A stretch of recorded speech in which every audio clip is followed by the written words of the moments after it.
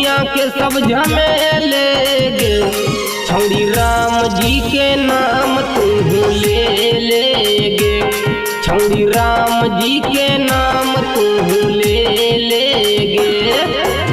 न तो तोरा परतौ गंजन सहेले गे, न तो तोरा परतौ गंजन सहेले गे, छौड़ी राम जी के नाम तू ले गे, छौड़ी राम जी के नाम तू ले गे।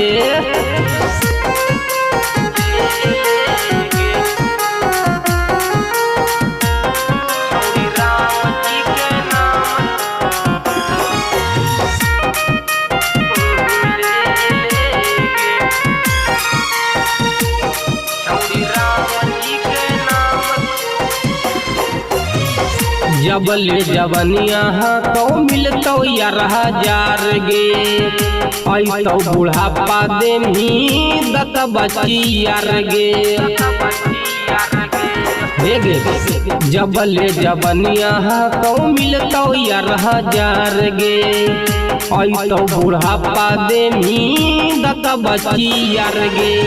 कोई नहीं ऐतौ फिर पूछे ले गे, कोई नहीं ऐतौ तोरा पूछे ले गे, छौड़ी राम जी के नाम तू ले गे, छौड़ी राम जी के नाम मिल के ले गे।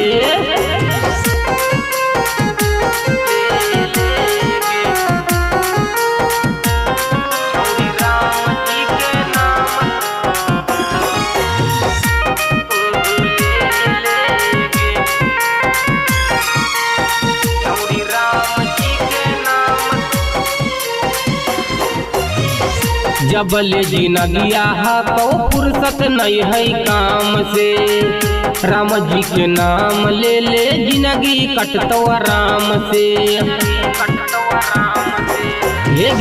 जबले जिनगिया तो फुर्सत नहीं है काम से, राम जी के नाम ले जिंदगी कटतो आराम से।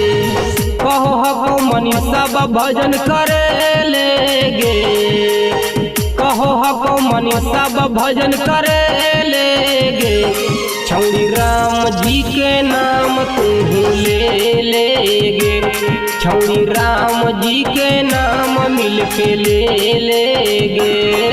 Manish recording studio Halsi.